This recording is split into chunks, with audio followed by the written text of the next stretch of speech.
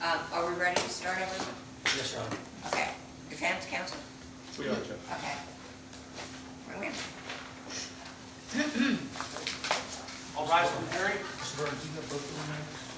I do not. I only have the one to this one, one to the back.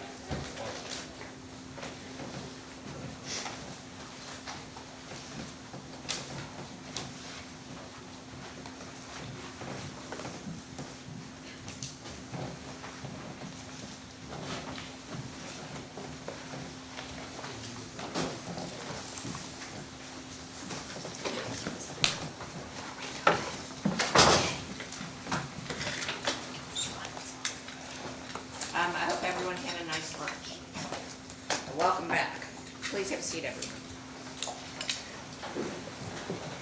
So, ladies and gentlemen, before we begin, I want to give you a brief outline of the trial events.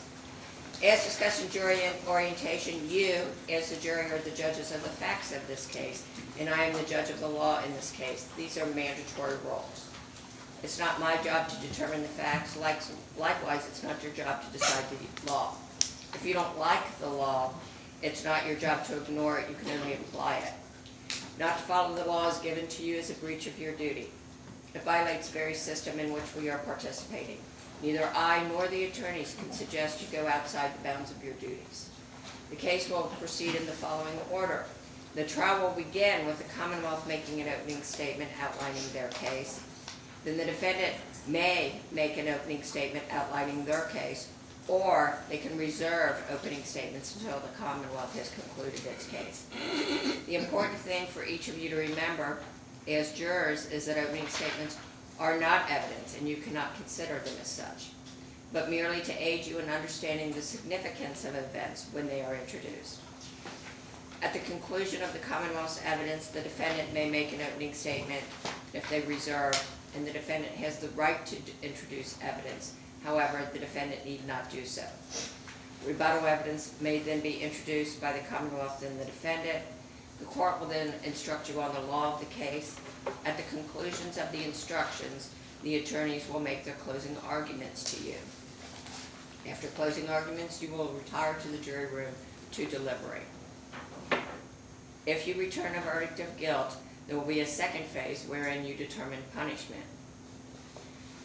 Faithful performance by you of your duties is vital to the administration of justice. It is your duty to determine the facts and to determine them from the evidence and the reasonable inferences arising from such evidence. And in doing so, you must not indulge in guesswork or speculation. It is your duty to consider the evidence, which consists of testimony of the witnesses and the exhibits admitted into evidence. In completing this duty, you must know that the admission of evidence in court is governed by rules of law which ensure fairness to all litigants. That's why attorneys for the parties may object to a question which is intended to give you testimonial evidence. Attorneys for the parties not only have the right, but also have the duty to object to questions they believe are improper. You must not draw any inference because of any objections made to any questions, or from the fact that questions were asked and not permitted to be answered. Again, you may only consider the evidence, which are the answers that the court has allowed. At various times during the trial, the court may order testimony of witnesses not to be considered. You are not to infer that the court has a feeling one way or another in the case by reasons of the rulings made by me. Again, my rulings are based on law, and once I rule, you may only consider the evidence that's given to you, not evidence that is prohibited. Once again, opening statements and closing arguments of the attorneys are intended to help you in understanding the evidence and applying the law, but they are not evidence. It's your duty not to be influenced in any degree by any personal feelings of sympathy for or prejudice against the parties or their counsel. It is your duty to scrutinize and weigh the testimony of the witnesses and then to determine the effect of the evidence of a whole. You, as the jurors, are the sole judges of the credibility of the witnesses and the weight to be given their testimony. In determining such weight and credit, you should consider the witnesses' interest or lack of interest in the outcome of this trial, their conduct and demeanor on the witness stand, their bias or prejudice, if any, the clearness or lack of clearness of their recollection, their opportunity for observing, and the reasonableness of their testimony. You should also take into consideration all other facts and circumstances appearing during the trial, which either tend to support or discredit the testimony of witnesses, and then give to the testimony such weight and credit you believe it's entitled. If during the course of this trial I do or say anything to you which suggests that I am inclined to favor the claim or position of either party, it's your duty not to allow yourself to be influenced by any such suggestion. Also, the business of the court must go on, and from time to time my staff may hand me documents, contact me, give me water, give me notes, speak with me. We try very hard not to disrupt the proceedings, so you must not make any inference from my staff coming and going and me responding. You are free to make notes for your own use during the course of the trial, but these notes should not be used in the jury room during deliberations to attempt to convince other jurors of the correctness of your memory concerning the testimony versus their memory. If you are unable to make notes and listen at the same time, it's more important that you listen to the witnesses and observe their demeanor during the time that they are testifying. You are permitted to ask questions during the trial. However, they must be in writing and given to the court before a witness is excused. The attorneys may choose not to ask your question. Also, if you do have a note, and I'll tell you this a little later, sometimes I'm so focused on what's going on in the litigation while that I'm not looking at you. The bailiffs will be watching you. Deputy Bowen watches you all the time. Try to get his attention. He'll come over and get the note from you. Until this case is submitted to you for deliberation, it's your duty not to discuss it with anyone, remain with hearing of anyone discussing what, nor read any newspaper article. This is all. Listen to any radio broadcast like we're 100 years old. Not view any television program which discusses this case. You also, I've discussed you can't do any research on any social media platforms.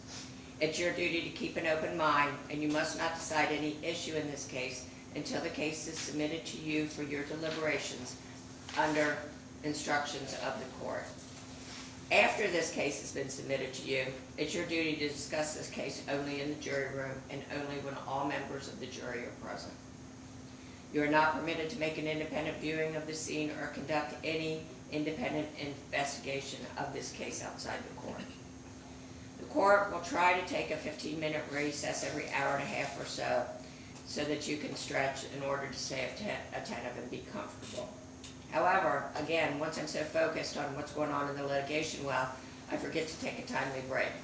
If you need a break, please let my bailiff know and he'll get my attention.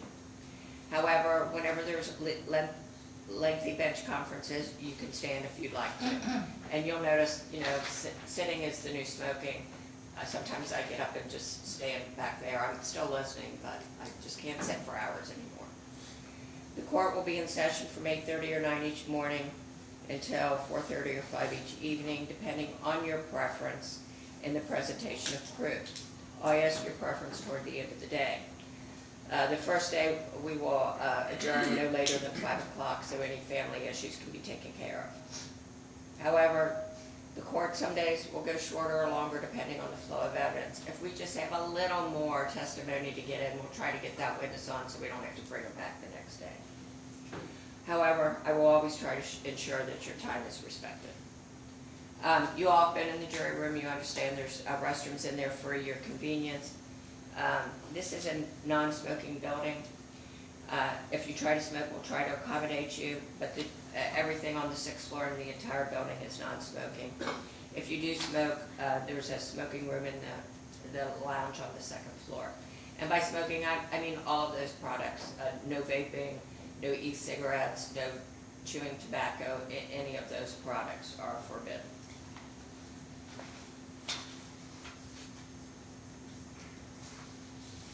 As you know, jury trials are open to the public, so from time to time you'll notice visitors in our courtroom. We try to make sure that no one bothers your concentration, but if there's something that you need to bring to our attention about any of our visitors, please let me know. Again, I've indicated to you that there is media. I see one media, I expect more, but maybe not. The bailiffs are available to assist you in matters pertaining to your service in this court. You can enter into everyday conversations with them. However, the court advises you that you should not mention any event taking place in the courtroom or express any opinion that you have about the evidence, witnesses, or attorneys, or judge in this matter. So, are we ready for opening statements? Yes, Your Honor. Okay.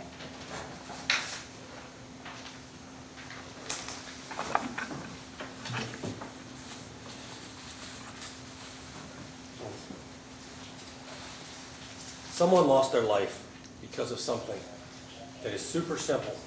It could have been resolved by talking. By talking. It's just over something so fucking ignorant, and it's ridiculous, and I hate it. And I fucking hate it. Ladies and gentlemen, those were the words of the defendant, Xavion Turner. And I couldn't agree with him more.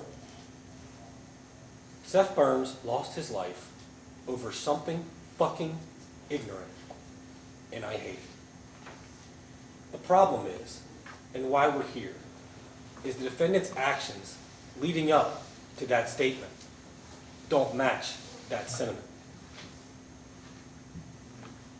On August 25th, 2023, Seth Burns accompanied his girlfriend, Jessica Henderson, to the Grout residence on Archer Court. They had been at Jessica's place, packing up her apartment as they planned to move in with his parents. She received word from Kylie Grout that she thought the Turners were coming to fight her. She began to re-engage a text message battle over Facebook Messenger with another one of the Turners that had been going on for days, over something she commented on the defendant, Xavion Turner's Facebook. Her and Kia, as she's known, have been going back and forth, talking shit, for lack of a better term, for several days. Kia had actually gone or sent her family to her residence the night before, sent a video to Jessica, calling her out for not answering the door and telling her her family was there banging on the door, why won't she come outside? Jessica, believing her friend could be in trouble, figures might as well get this over with. Tells Kia to meet her at Kylie's. But those aren't the only conversations going on. No one's talking to the defendant. No one's talking to Jackie. No one's talking to Amanda Turner, their mother. But you'll hear that Emma Ryan had been talking to Kylie Grout. So Xavion and Emma call his mother's house and talk to the family. They decide, amongst a text message, phone calls, they're all going to go. Let's make it a family party. Let's go kick the shit out of these girls. So they meet up. You're going to see the messages back and forth over Facebook Messenger, Jessica and Kia. Where are you guys at? We'll be here at 4:06. It's 4:06. Where are you at? They send a GPS that they're on the way. You'll hear that Kylie went and told her parents that they were coming. Mike Grout's going to tell you that wasn't the first time he had heard they were coming. There were ongoing disputes between these parties. He didn't think they'd actually show up.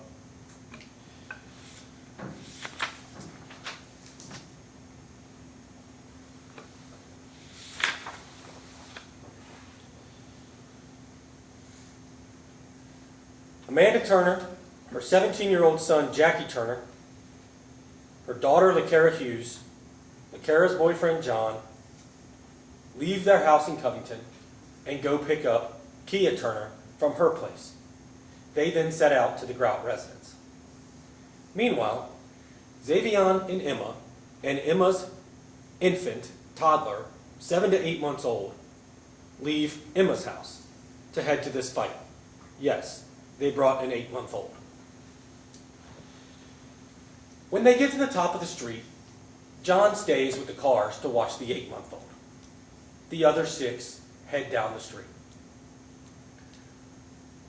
But there's something that happened in between there that's important. Xavion didn't go straight there. On the way, he stopped to see his friend Trevor, somebody he'd known, played basketball with, played video games with, hung out. He calls or FaceTimes Trevor and says, "Hey, come outside." And Trevor says he walks outside. Him and Xavion have a conversation. And he says, "Hey, I'm going over. Emma's going to fight Kylie. You want to come watch?" Trevor's like, "What? No, I don't want to come watch that." Because Trevor has common sense. Trevor stayed home and played video games till a short time later when he heard what happened. That's important, and we'll get back to that. They meet up at the top of the street, and they take off down to the Grout residence, led by their mother, followed by the two brothers, the two sisters, and Emma Ryan. And you're going to see it. I'm going to show it to you here in just a second. But when I talk about his actions not matching the sentiment in that statement, you're going to see Xavion. He's got a red shirt and blue pants. He stands out. He's got a big mess of hair on top of his head. That sentiment sounds like someone who has remorse. But watch him. He'll be described by witnesses skipping down the street, really happy about what he's going to go do. And he is. He's skipping and clapping. We're going to go beat their asses. While armed with a firearm, skipping down the street to a fight over social media posts. Can I have one?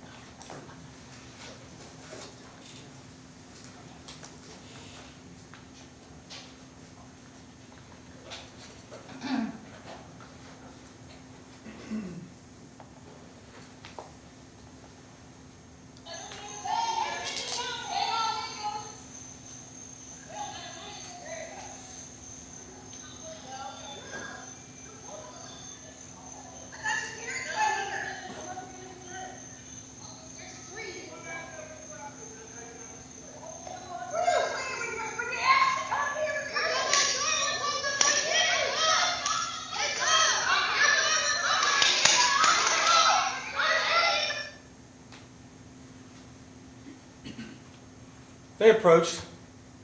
Cameras shut off. Witnesses will tell you the two sides start talking, back and forth. No one leaves the Grout property that's on that side. No one enters the property that's on the Turner side. Emma Ryan throws a cup of water on Jessica Henderson to try and get the fight started. At this point, both sides are talking. They're screaming back and forth. Jackie Turner's saying stuff. Seth Burns, I guess, realizes at this point there's guys involved. It's going to be a fight. You can see him. He's sitting on top of that red car. He gets up. He takes his shirt off. Takes his glasses off. At this point, the two sides are screaming. Witnesses are going to tell you. The defendant says, as he's sitting there with his gun like this, "You don't want this smoke." Jackie Turner, as the defendant's taking his glasses off, taking his shirt off, fires a shot in the air. And then boom! Almost instantly. Puts one in Seth Burns' chest.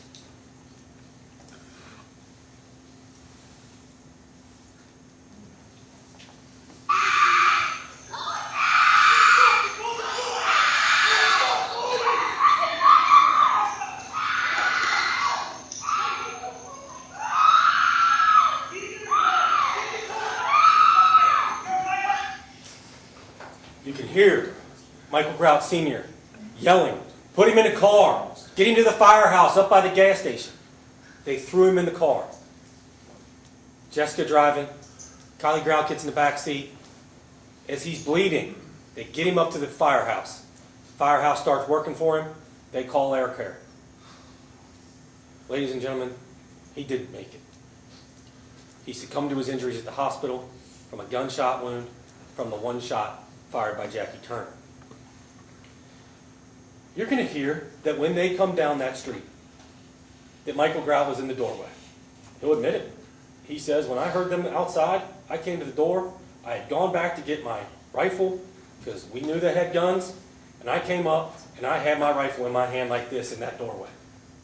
And he said, I told him not to come on property. You heard it. If you listen, you hear him say, do not come on this property. He says he held the gun like this. He went to set it inside the door because he was trying to hold the dogs back from getting outside. And that's when he heard the first boom. And he said, what is that? No one's denying he had a gun that day. But no one says he pointed at anybody. The interesting thing, I wanted you to see how this man came down there. The reason I told you that he stopped to try and recruit somebody else to go down to this fight is because when he's picked up by the police, he's interviewed. You're going to get to watch the whole thing. He claims, I wasn't there for a fight. I wasn't involved in all that. I was just there to get my dog.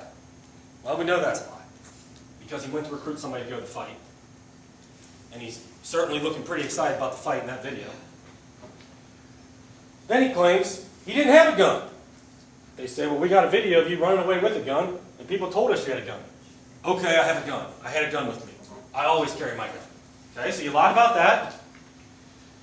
Then they say, we know you took Jackie's gun immediately following the shooting and transferred it into a different car. I never touched that gun. Didn't have that gun. Didn't. We know it. They told us.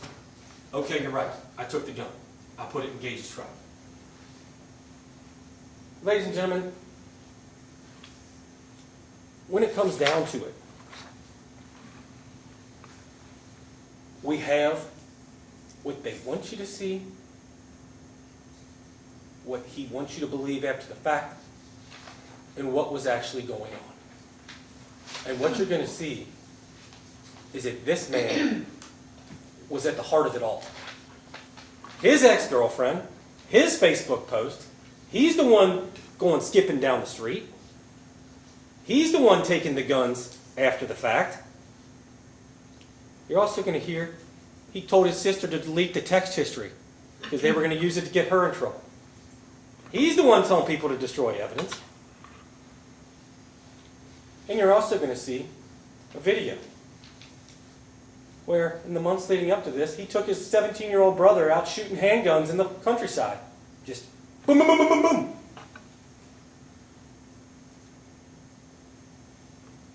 Don't think you'd be surprised that 17-year-old brother shot somebody when you're out teaching him how to shoot. Ladies and gentlemen, when it's all said and done, you're going to see this man's actions don't match the sentiment in that statement, and they are unlawful, and you're going to find him guilty. Thank you.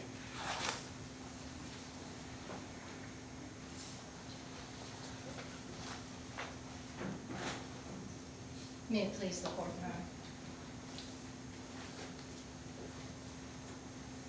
So,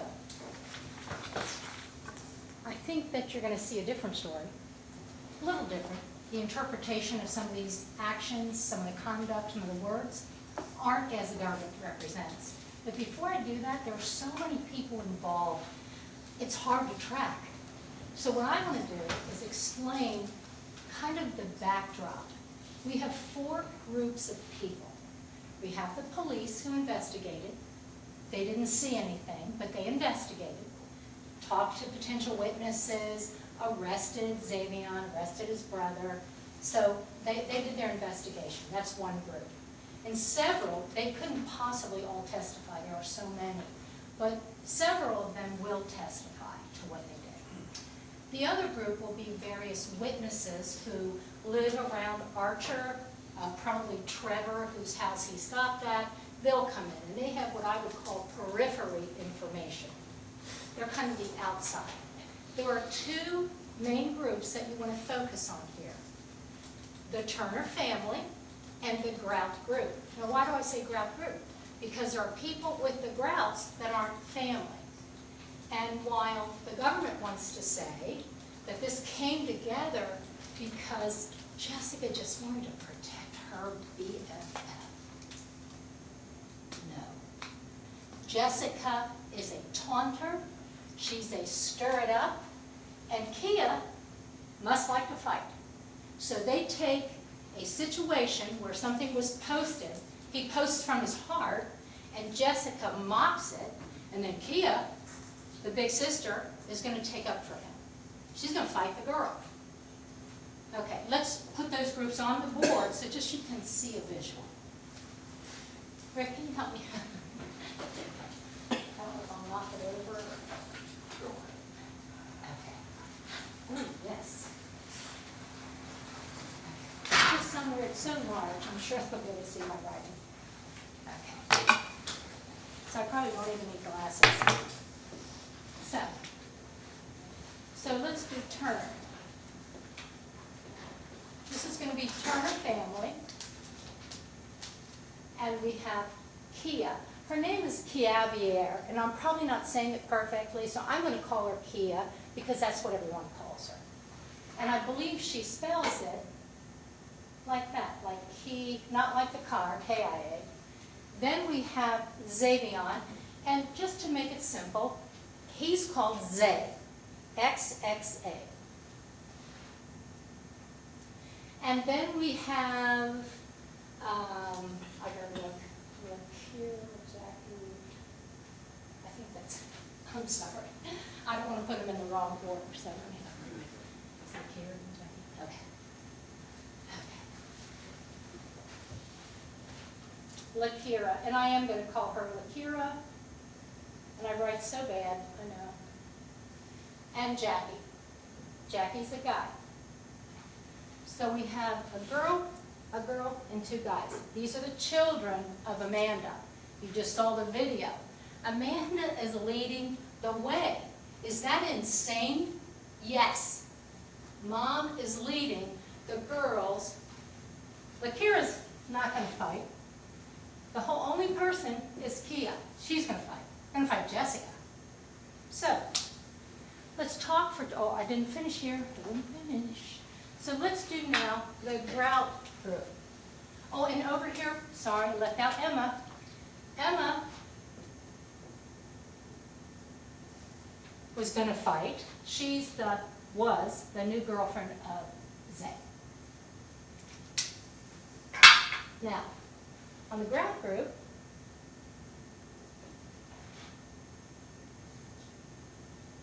we have Mike. I'm going to call him Mike so I can remember who's who. And he's the dad. We have Kayla is the mother. And I'll just put G. And then they have two children, Kylie and Michael. So Kylie, and it's either L-I-E-G-H or L-E-I-G-H. Kylie.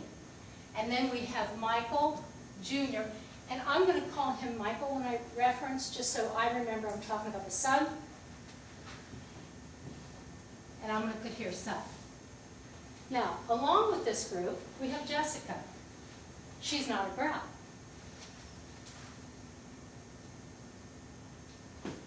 Jessica brings Seth. Mike Brown will tell you, at least he said it before, Seth had never been there before. Jessica calls herself Kylie's best friend. Well, if I had a best friend and I was young, maybe I wouldn't bring my boyfriend around all the time. But it came this day. She went and got him. Did Seth know the whole story? I don't know. I don't know what he knew because Jessica stirs it up. Objection.